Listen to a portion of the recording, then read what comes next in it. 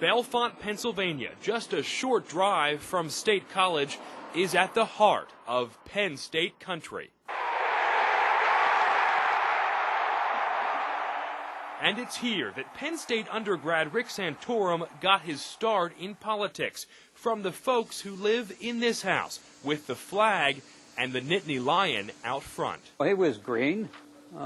We all are when we first start.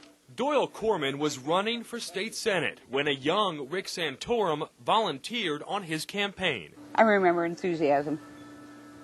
I mean, he was just so into getting involved in politics. He also ended up getting involved with this family. That race back in 1977 launched a relationship between the Cormans and Rick Santorum that's lasted 3 decades. He's part of the family.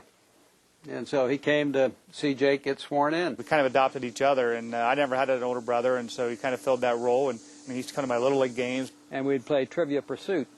Well, if Rick was on your team, you won.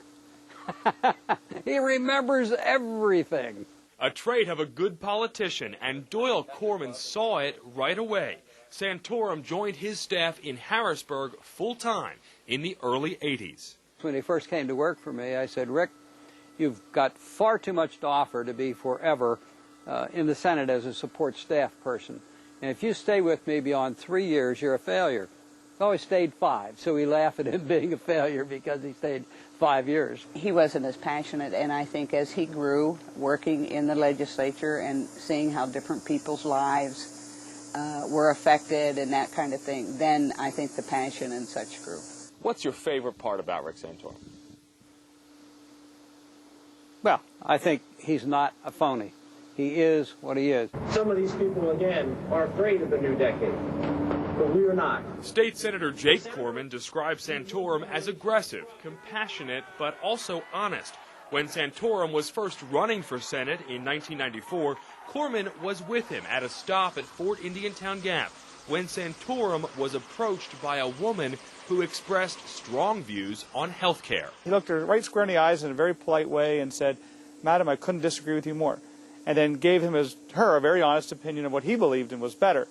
And I just was very taken back by that even though he was searching for every vote he possibly could get in the days, he was honest enough to tell the person that they didn't agree on this issue. And that you will well and faithfully discharge the duties of the office on which you are about to enter. So help you God. I do. That honesty, though, has gotten Santorum in trouble from time to time. In 2003, he came under fire for comments that appeared to compare homosexuality to incest and bigamy. If you listen to his opponents try to label him as one thing or another, you may think he's a little hard-edged. But if you ever sit down and just talk with him, I don't think you would find him too conservative or hard-edged at all. Corman says he saw an example of that firsthand during the welfare debate in the mid-90s. He says, we need to practice what we preach. And so when I had openings in my office that I represent for him, he said, why don't you see if you can find someone who was on welfare? What would you say is the single most important factor, influence, in Rick Santorum's life? Family. I think there's no question about that. Family. And the Cormans say Santorum is intensely devoted to his family. It's for that reason, they say, he's not worried about what happens this fall. I said, Rick, what do you think about the polls? I said, are we in trouble here? And he said, doesn't matter.